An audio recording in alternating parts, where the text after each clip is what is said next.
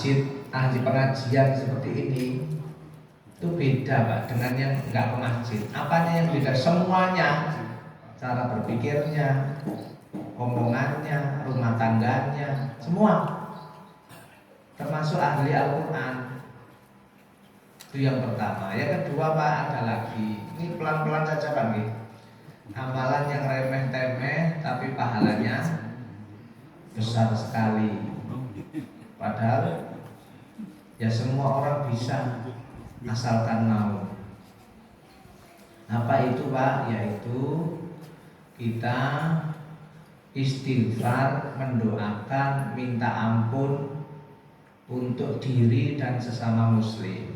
Kalau di dalam sholat Jumat itu kan ada khotib baca Allahumma ghfir lil muslimina wal muslimat wal mu'minina wal mu'minat dan seterusnya. Itu bacaan begitu itu Pak. Kalau kita amin amin itu terhitung sama dengan mendoakan satu orang muslim mukmin yang kita doakan itu satu kebaikan. Padahal kalau orang muslim dan mukmin baik yang hidup maupun yang meninggal jumlahnya berapa itu Pak? Banyak banget. Maka pahalanya ke kita luar biasa. Hanya modal amin mendoakan orang muslim itu besar Pak pahalanya. Nah ini saya ingin narik sedikit keluar konteks tapi penting. Bagaimana kalau kita misalnya mendoakan tapi untuk non muslim? Nah ini penting Pak. Kita punya keluarga umpamanya meninggal dunia tapi dia non muslim, apakah kita boleh menyolatkan? Jawabannya tidak boleh. Kita datang ke rumahnya, ke rumah duka boleh, tapi bukan untuk menyolatkan, termasuk tahlil barang nggak boleh Pak. Tahlil itu untuk orang muslim mukmin. Jelas nggih Pak nggih? Bahkan Pak, kita itu tidak boleh memberikan salam assalamualaikum warahmatullahi wabarakatuh pada orang muslim, tidak boleh. Itu salam untuk orang muslim. Tapi kalau mereka yang mengucapkan itu jawab kita hanya waalaikum titik. Gak usah dilanjutkan, waalaikum saja. Ini penting Pak, terkait dengan toleransi. Bagaimana kalau yang meninggal itu misalnya ayah atau ibu? Sama. Nabi itu punya paman namanya Abu Thalib. Terus nggih?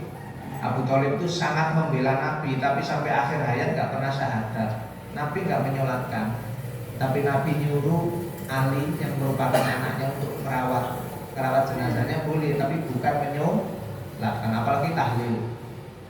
Nah ini harus jelas Pak, hukum-hukum kayak gini nih. Karena ada di satu tempat itu orang tuanya Kristen ditahlili Pak, nggak boleh itu, karena sudah beda akidah. Tapi kalau Muslim ditanyakan dalam satu pengajian, gimana Pak Husna ini kalau ada ini orang Muslim meninggal Pak, tapi dia itu sering minum, apakah itu disolatkan? Semua yang Muslim meskipun dia umpamanya maksiatnya banyak gitu Pak ya, umpamanya tetap kita solatkan, tetap meskipun dia minum, meskipun dia nggak pernah ronda misalnya. Jangan kita mengadili sesama muslim, itu biar urusannya sama Allah. Beda konteksnya dengan orang non muslim tadi, gitu nih. Gara-gara punya utang belum bayar nggak disolatkan, tetap disolatkan. Kalau sesama bagaimana kalau sesama muslim tapi mati bunuh diri? Nah, gimana Pak? Ada orang muslim nih Pak, mati tapi bunuh diri. Rasulullah itu nggak mau menyolatkan, tapi beliau tidak melarang orang yang menyolatkan. Berarti kita boleh nggak menyolatkan, tapi juga jangan provokasi. Kalau ada yang menyolatkan ya tidak apa-apa. Yang mutlak tidak boleh itu kalau berbeda agama. Poin ini jelas ya. Dan itu menyolatkan orang mati itu pahalanya juga luar biasa. Kata Nabi itu dapat 1 kirot, kalau nganterkan sampai kuburan 2 kirot. Nah Kirot itu apa? Kata Nabi itu gunung yang besar sekali ya, mungkin kayak Merapi gitu loh Pak. Ya bayangannya gitu, karena dulu nggak ada Merapi ya, Nabi nggak nyebut Merapi Pak. Ini nggak ngerti sahabat, tapi jenengan tahu Merapi berarti anggaplah 2 Kirot itu punya pahala 2 gunung Merapi. Wah itu kalau dibelikan rumah dapat banyak itu. Apalagi kalau gunungnya emas, bisa buat nyapres itu. Jelas ya sampai ini Pak G. Kita lanjut nih pelan-pelan G. Ada misalnya Pak di dalam hadis yang apa? Juga saya catat Pak. Qul huwallahu ahad. Itu kalau dibaca pahalanya sama dengan 10 juz Al-Quran. Karena kata Nabi sepertiga Al-Quran. Sepertiga Al-Quran kan dari 10 juz. Qul huwallahu ahad saja. Tapi bukan berarti Pak. Nah ini keutamaan ini kadang kalau nggak diluruskan pemahamannya juga bisa keliru. Bukan berarti nggak usah baca Al-Quran, Qul huwallahu saja, bukan. Itu setara. Setara itu berarti bukan sama. Berarti baca Al-Quran tetap enggak Pak? Tetap ada tilawah, qiraah, tadarus, tadabbur tadi tetap, jangan diganti dengan ini. Nah, Qul huwallahu ahad itu kalau sekali saja sama dengan 10 juz, maka kalau dibaca 3 kali ya sama dengan khatam. Tapi bukan berarti kita nggak perlu khataman Pak. Itu pahalanya. Nah padahal Qul huwallahu ahad ada nggak kira-kira yang nggak hafal? Hafal Pak ya? Itu Pak 3 kul yang terakhir Ibu surat ampuh. Kalau jenengan Pak Ibu sering misalnya galau, stres, pikirannya gak tenang, apalagi rumahnya itu sering ada opo lah gitu ya. Jenengan baca surat 3 ini sering-sering, terutama menjelang tidur, menjelang bubu. Kalau masih kurang ampuh, ditambahi surat Al-Baqarah yang kita kenal dengan ayat kursi, ditambahi itu apa lagi? Allahu la ilaha dan seterusnya, illa huwal hayyul qayyum. Ditambahi itu. Masih kurang ampuh, ditambahi akhir surat Al-Baqarah itu. Apa lagi? Lillahi ma fis samawati dan seterusnya. Kalau nggak hafal, buka biar pahalanya juga double. Dapat pahala tilawah, juga pahala melihat Al-Quran. Al-Quran itu dipegang saja berpahala Bapak. Meskipun sudah hafal gak apa-apa, lihat mushaf. Dan mushaf bukan HP gitu. Kalau di HP ya boleh saja, tapi kalau mau pahalanya top itu langsung ke mushaf. Mushaf Semarang gitu, mushaf gitu. Ya yang ini yang bukan HP. Kalau HP ini bukan mushaf, ini aplikasi namanya.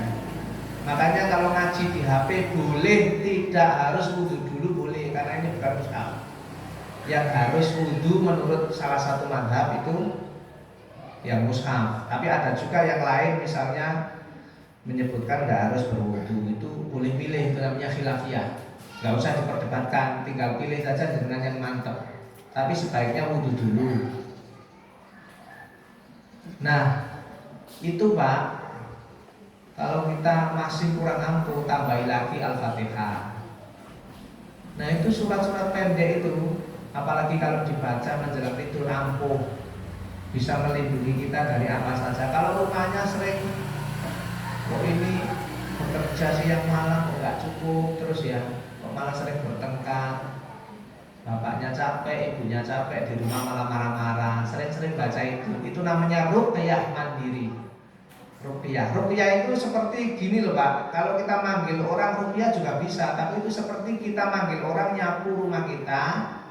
Begitu yang nyapu pulang rumahnya kotor lagi. Tapi kalau sendiri melakukan itu, disapu terus batinnya, maka apalagi setiap habis tidur, menjelang tidur, insya Allah itu bersih. Jadi rumahnya tenang, tidak bertengkar, anak-anak juga nurut. Anak soleh itu kan salah satu tandanya kan nurut gitu. Dikasih tahu mau, kan di Islam tuh nggak diajarkan untuk minta anak pintar, yang diajarkan minta anak soleh, pinter tapi nyebelin ya sebel Pak. Katanya orang tua itu kalau punya anak pinter baik itu orang tua ikut seneng gitu nih. Padahal kalau kaya kan yang nerima uangnya kan bukan orang tua sebenarnya. Siapa? Istrinya. Kalau ada laki-laki sukses itu yang nerima kesuksesannya kan istrinya. Kalau lelakinya baik kan dikasihkan semua. Sampai bingung sih itu. Tapi orang tua ikut seneng nggih. Panjenengan kalau kan panjenengan ini meskipun sudah umur 95 kan anak loh sebenarnya nggih. Anak, tapi mungkin orang tuanya sudah meninggal. Kan kita ini semua adalah orang tua sekaligus anak. Nah, itu juga pahalanya gede. Jadi membaca qul huwallahu ahad, Allahus samad, lam yalid wa lam yulad wa lam yakul lahu kufuwan ahad. Ada 5 menit, Pak? Tidak ada, sebentar. Kemudian itu kita biasakan. Ya syukur-syukur juga ditambah ngaji tadi itu 1 hari paling tidak mungkin 1 halaman. Kalau sudah pinter banget ya bisa setengah juz atau 1 juz. Tapi usahakan ada yang dilihat terjemahannya supaya paham. Alhamdulillahirabbil alamin artinya apa. Terus kalau ngajinya nggak bisa gimana tipsnya? Kalau seperti kita misalnya udah berumur ngajinya belum bener, tipsnya Pak, jenengan klik nama ahli Al-Quran di YouTube, dengerin, ikuti. Misalnya Misyari Rosid Al-Afasi, dengerin aja gimana cara mengucapkan ha, ho, itu diikuti. Kalau sudah berumur gak usah belajar teoritis, baca sendiri malah bingung. Ikuti saja bacaan orang di YouTube itu loh Pak, kan banyak banget itu orang-orang yang ahli tilawah. Murotal itu yang sering jenengan sebut murotal. Murotal itu sesuatu yang diputer. Nek murotil wongi sing baca. Nah, itu didengerin aja. Dan nanti diikuti, nggak bisa persis nggak apa-apa, yang penting pengucapannya benar. Jangan salah-salah. Saya dengar penceramah ngajar Rabbana atina fid dunya hasanah, salah. Di jamaah salah kabeh. Wahdahu la syarika salah. Itu wahdahu lah. Jadi tolong kalau sudah maju ceramah apa ngajinya harus bener lah. Itu takmir nanti sama Pak Nurmoli diseleksi. Jadi memang kalau Al-Quran Pak, lidahnya harus terbiasa dan itu perlu latihan.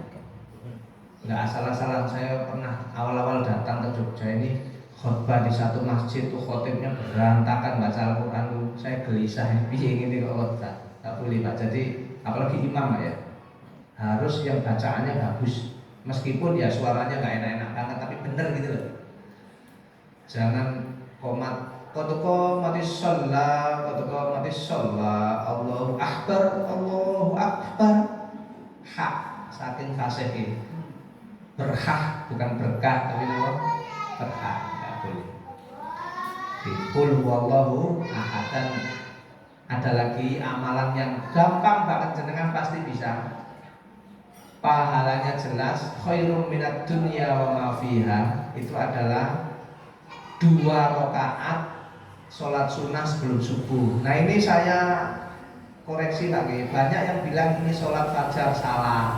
Sholat fajar itu sholat subuh. Yang betul adalah sholat sunnah fajar. Jangan bilang sholat fajar. Sholat fajar itu sholat subuh. Ini yang dimaksud adalah sunnata al-fajr, itu yang dimaksud sholat sunnah fajar 2 rakaat sebelum subuh. Boleh di rumah Pak Bu, boleh di masjid. Yang jelas harus sudah masuk waktu subuh 2 rakaat. Kalau jenengan mengerjakannya di masjid, posisinya adalah, ini maksudnya setelah masuk waktu ya, posisinya adalah setelah sholat sunnah tahiyatul masjid, baru kemudian sholat sunnah fajar. Tapi kalau jenengan datang ke masjid waktunya mepet, 2 rakaat itu kan 2 menit. Ini tinggal 2 menit nih, sholat tahiyatul masjidnya tinggal cukup dikerjakan sholat sunnah fajar. Kenapa Pak? Karena sholat sunnah itu Meskipun sama-sama sunnah, tingkatan pahalanya beda. Dan ulama biasanya mengutamakan yang lebih afdol, yaitu sholat sunnah fajar. Itu terhitung meskipun nggak mengerjakan sholat tahiyatul masjid, sudah dihitung. Kenapa? Karena waktunya sudah mepet. Gimana kalau saya nggak sempat sholat sunnah fajar sebelum subuh, terus saya kerjakan setelah subuh? Itu pendapat ngawur. Saya nggak tahu dalilnya. Kalau ada yang menyarankan begitu, tanya dalilnya, mana Ustaz dalilnya? Karena kalau ibadah, cantolannya harus apa Pak? Dalil jelas. Al aslu fil ibadati al butlan. Ibadah itu batal semua, nggak boleh kabeh. Hatta yadullat dalilu ala wujubihi, kecuali yang diwajibkan. Nah, wajibnya perintahnya itu adalah sebelum subuh. Ini ada apa setelah subuh. Sama dengan ada orang berpendapat perempuan kalau haid itu kalau masih kuat boleh berpuasa. Terus saya tanggapi artikelnya di koran. Habis itu nomor saya diblokir, Pak. Debat ilmu nesu. Padahal itu nggak boleh. Haid itu mani, bukan rukhsah. Kalau rukhsah itu boleh dipilih. Jenengan dalam perjalanan kuat boleh puasa, nggak kuat boleh batal. Itu rukhsah namanya. Bonus itu boleh diambil, boleh enggak. Tapi kalau haid itu mani, bukan rukhsah, tapi itu penghalang. Karena jenengan haid maka nggak boleh nggak ada hubungan kuat atau enggak. Itu mana dalilnya? Dan mestinya kalau berpendapat di umum ya harus siap didebat. Begitu mestinya. Masih ada tulisan saya itu judulnya apa ya, lupa, di internet kalau di googling masih ada. Jadi nggak boleh kita itu Pak berpendapat itu ngarang-ngarang. Sama dengan itu loh Bu, sholawat seperti ini kan bagus. Tapi ada ustadz yang berpendapat sholat ki ora apa umpamane bolong-bolong, sing penting sholawatnya rajin. Bener mboten itu? Iku disampaikan di khotib itu. Nggak bener, sholawat ini baik, tapi dibandingkan sholat gak ada apa-apane. Sholat itu ibadah paling pokok. Jenengan tiap tahun saja korban, tiap tahun nih korban jenengan sapi, tapi nggak sholat. Itu seperti ngisi air di gelas kosong sia-sia. Itu saya baca di buku yang dikasih Ustaz Nurholis, judulnya Dalilul Istithmar fi Bangkil Hasanah. Itu saya dikasih beliau, terus saya jadikan pengajian. Itu ada di situ jelaskan kebaikan apa saja dikerjakan oleh orang yang nggak sholat, gimana nilainya? Hilang kabeh. Bukan korbannya salah, tapi jenengan korban tapi meninggalkan. Apa mana sholawatan rajin tapi ora sholat? Nah itu jadi pendapat tadi benar apa salah? Salah. Yang benar sholat itu ibadah pokok, supaya amalannya tambah, ditambah sholawatan, korban, ngaji dan seterusnya. Setuju Pak G? Nah itu hati-hati kalau agama Pak. Harus enaknya di Jogja itu kan gini Pak. Saya kan Lamongan Pak, sampai besar nggak pernah itu saya ketemu ngaji sama dokter, nggak pernah. Kalau di Jogja ini di masjid, satu masjid saja ada berapa dokter, profesor gitu nih. Bukan kita yang kuliah ke kampus, itu cukup anak-anak kita, tapi orang-orang tua, dokternya yang diundang ke masjid, bener nggih? Itu di Jogja enaknya ngoten.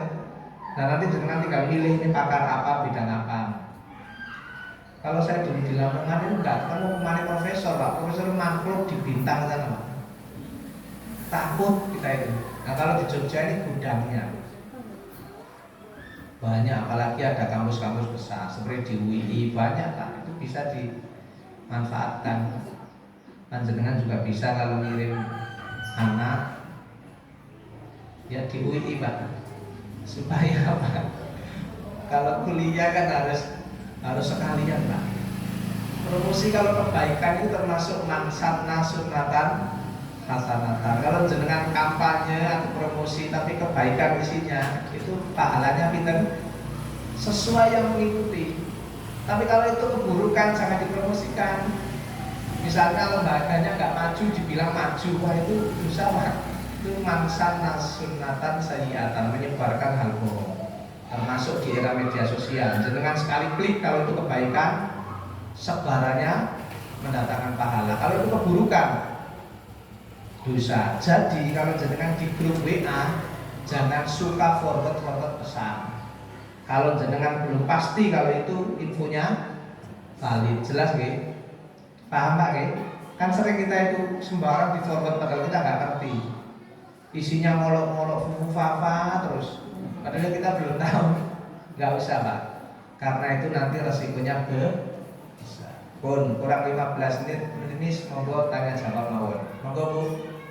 Pak, nih, silakan Pak. Saya catat Pak nih, biar nggak lupa mawon. Assalamualaikum warahmatullahi wabarakatuh. Nggih. Fenomena yang sekarang itu kemudian di pemerintahan itu ada istilah salam nusantara. Terus saya dari NTT semua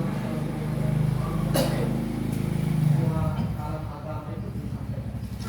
Bagaimana ketika kita di membuka acara kita yang mungkin yang tidak paham bagaimana supaya kita. Terima kasih. Yang lain ada Pak? Monggo Bu. Waalaikumsalam warahmatullahi wabarakatuh.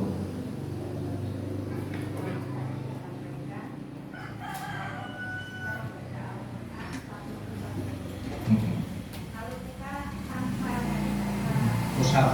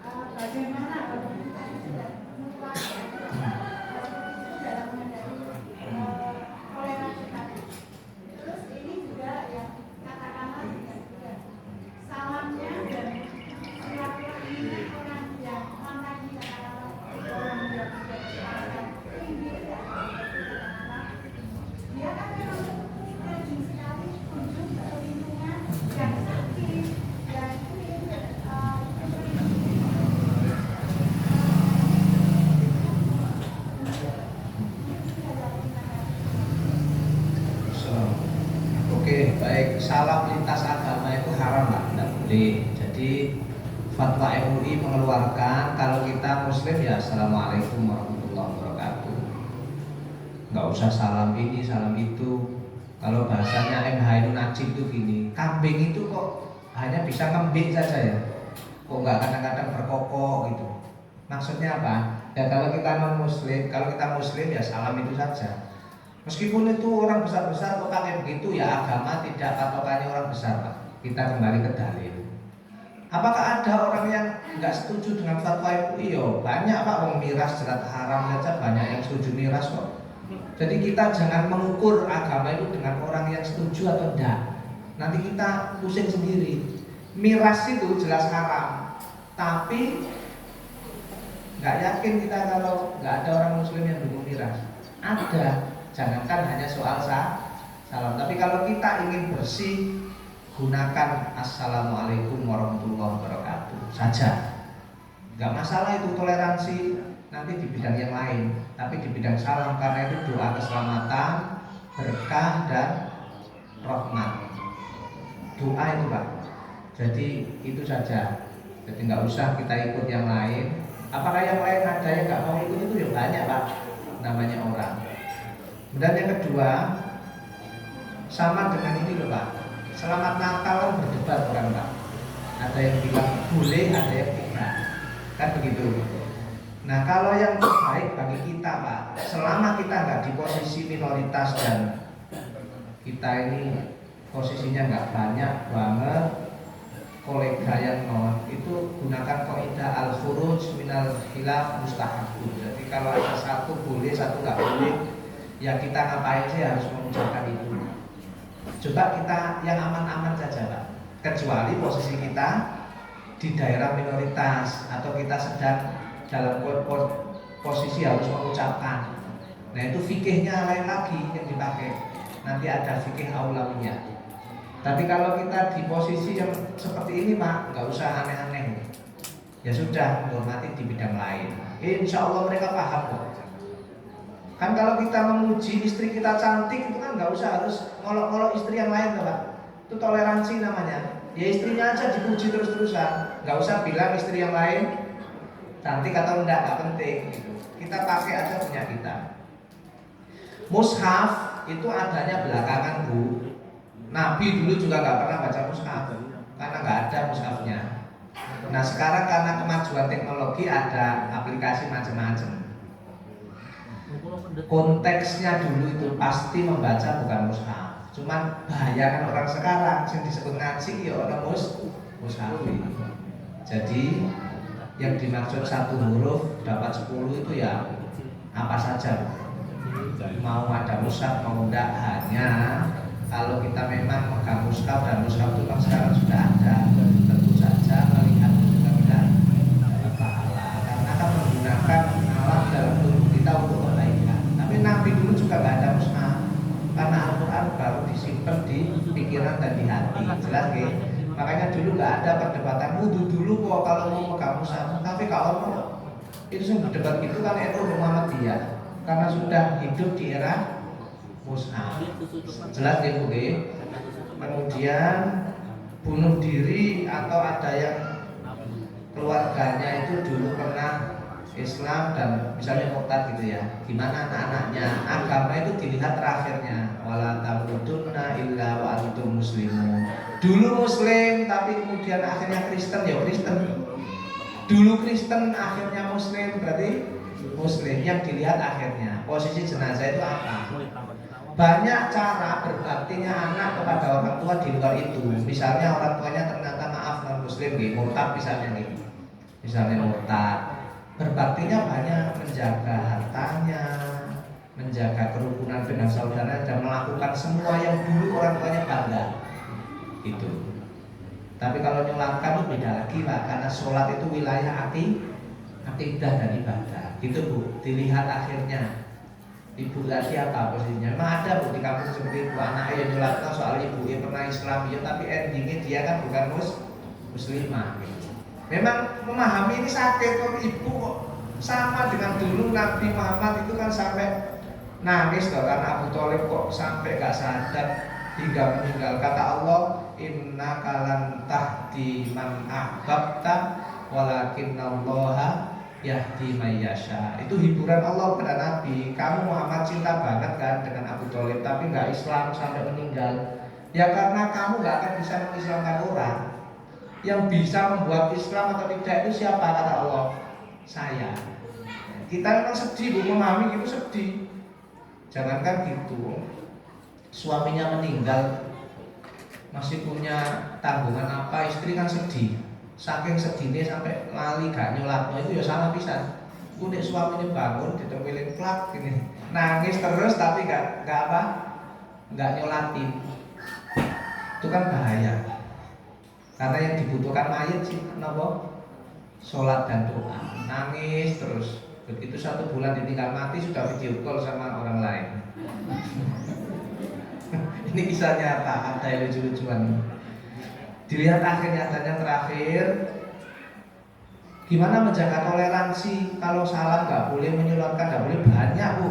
Seperti kita berkunjung kepada orang yang meninggal padahal non itu toleransi, bantu uang, bahkan donor itu boleh, transplantasi tubuh itu bahkan boleh kita donor dan menerima dari non, boleh, karena bukan wilayah ibadah dan akidah. Kita menerima hadiah, beasiswa, tunjangan dari non muslim boleh. Kita ngasih makanan boleh, terima makanan boleh selama makanannya halal. Bukan di wilayah akidah, salam, ibadah. Artinya masih banyak banget. Toleransi itu nggak masalah, yang penting diomongkan dengan baik. Yang menjadi masalah kan kalau diolok-olok, nggak mengucapkan selamat Natal, insya Allah nggak apa-apa. Yang penting kita misalnya memberi kebaikan atau silaturahmi di wilayah lain. Ngoten Bu, nggih, mudah-mudahan menjawab. Ada lagi Pak, Bu, nggih monggo Pak. Dalam satu hari kita diajarkan kepada ayat. Kemudian kita masih menjaga kemudian apakah itu juga pahalanya sama tadi dengan mengatakan Al-Fatihah 8 kali baca Al-Quran, kemudian kita bacanya sebelum itu baiknya membaca itu sambil berbandingan kalau posisi itu Ada lagi Bu, Pak? Nggak ada nih. Jadi al-ikhlas itu kata Nabi seperti Al-Quran. Nah, itu dibaca banyak kali gimana ya nggak apa-apa. Jangankan al-ikhlas, ada kiai itu Pak yang memberikan amalan padahal nggak berdasarkan hadis, nggak berdasarkan Al-Quran. Misalnya gini, Pak jenengan sakit gigi toh, ya coba baca misalnya Subhanallah ping 1000 nanti sembuh sakit giginya. Itu boleh nggak ngamalkan kiai kayak gitu? Boleh. Dan itu kiai tujuannya ngasih amalan gitu itu supaya mikir Subhanallah lali dengan sakit giginya. Ada kiai gitu Pak di tetangga saya, kalau dengan pernah dengar ya, namanya Pak Abdul Ghafur, punya kiai Pondok Pesantren Sunan Derajat. Itu sering kasih amalan gitu. Ada orang sedih terus karena suaminya nikah lagi, dikasih amalan, coba baca ini ayat kursi ping 135 yo. Baca terus akhirnya lali Bu. Nggak apa-apa Pak, apalagi yang jelas ada hadisnya. Perkara pahalanya berapa Allah nanti yang hitung. Pokoknya kita percaya aja. Jadi kalau ngamalin ajaran-ajaran doa dari kiai meskipun nggak ada dalilnya, monggo dikerjakan aja, nggak apa-apa. Itu kiai itu tujuannya supaya jenengan mau ngaji. Kenapa kok ping 1000? Nah untungnya ini sakit, nek ping 1000 kan lali terusan. Mikir ini aja. Gitu Pak nggih. Itu nggak apa-apa, itu namanya apa? Kebijaksanaan kiai mengajarkan agama. Ya koyok sholawat lho Bu. Sholawat ini kan agama baik. Coba kalau nggak ada musiknya, nggak menarik kan? Dimusiki supaya menarik, terus nggak hafal ya milu. Kemudian sing nabuhi saya tadi lihat kadang gini kok nggak lali ya. Kan saya perhatikan, saya itu apa saja tak perhatikan Pak. Kadang gini kok gak lali ini pas gini gitu. Nah itu kan jadi menarik. Kok tahu menarik? Buktinya saya perhatikan. Berarti kan jenengan attracting, menarik saya. Kemudian tadi bacanya gimana? Al-Quran itu bebas Pak. Bangun tengah malam jenengan sambil tiduran melafalkan Allah boleh. Doa itu Pak, bahkan Al-Quran bisa dipakai doa. Itu boleh dibaca kapan saja, di mana saja, nggak harus dalam keadaan berwudu. Termasuk doa dalam Al-Quran. Doa yang nggak boleh itu dalam dua Pak. Ini jangan ingat-ingat. Jadi kalau bangun malam baca kulhu boleh nggak boleh. Wudu dulu, sholat dulu, baca mushaf ya tambah apik. Tapi malam ketik-ketik bangun baca boleh. Ya nggak boleh itu dua Pak. Doa satu ketika kita di atas toilet.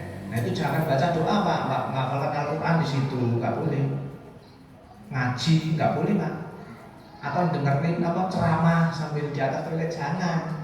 Tempat suci jangan dikotori dengan itu tempat kotor, jangan dikasih sesuatu yang suci. Dan yang kedua Pak, ini mungkin kita mengalami semua ya. Ketika kita sedang berhubungan suami istri, sebelumnya boleh baca doa, tapi begitu sudah berbulat jangan ya Allah jangan. Nah kalau misalnya merasakan apa-apa yang enak ya nggak usah disebut itu. Asma Allah itu nggak boleh disebut waktu itu. Jelas nggih? Ya liyane lah Pak, nyebut liyane. Ya nggak usah nyebut juga meneng ya nggak apa-apa. Nggak usah. Tapi kalau sebelumnya boleh. Itu nggih. Jelas nggih Pak nggih? Selain itu boleh. Bangun malam boleh baca. Sedang tiduran boleh. Saya juga sering gitu Pak. Kalau pas bangun malam itu kadang baca bacaan tertentu. Kadang ini belum wudu. Tapi kalau sedang di atas dua tadi, di atas toilet dan di atas pasangan jangan, nggak boleh itu ya. Mata nggih Bu nggih, ketawa Ibu nggih. Cukup nggih, ada lagi? Kalau masih ada monggo. Kalau nggak ada, kita sebelum kita akhiri dengan doa, mohon maaf barangkali saya ada salah kurang ya. Mudah-mudahan kita semua diberikan istiqomah. Saya baca doa, panjenengan semua amin ya. Innallaha wa malaikatahu yusholluna 'alan nabi ya ayyuhalladzina amanu shollu 'alaihi wa sallimu taslima. Allahumma ighfir lana wa liwalidayna warhamhuma kama rabbayana shighara. Allahumma a'inna ala dzikrika wa syukrika wa husni ibadatika. Allahumma ja'al li hadzal masjid auladan wa banatin sholihin wa sholihat, alimin wa alimat, nafi'in wa nafi'at, najihin wa najihat, mutaqaddimin wa mutaqaddimat, li'la'i kalimatika ya Allah. Allahumma arinal haqqa haqqa warzuqna ittiba'ah wa arinal batila batila warzuqna ijtinabah. Rabbana atina fid dunya hasanah wa fil akhirati hasanah wa qina adzabannar. Subhana rabbika rabbil izzati amma yasifun wa salamun alal mursalin walhamdulillahi rabbil alamin. Wal afu minkum. Assalamualaikum warahmatullahi wabarakatuh.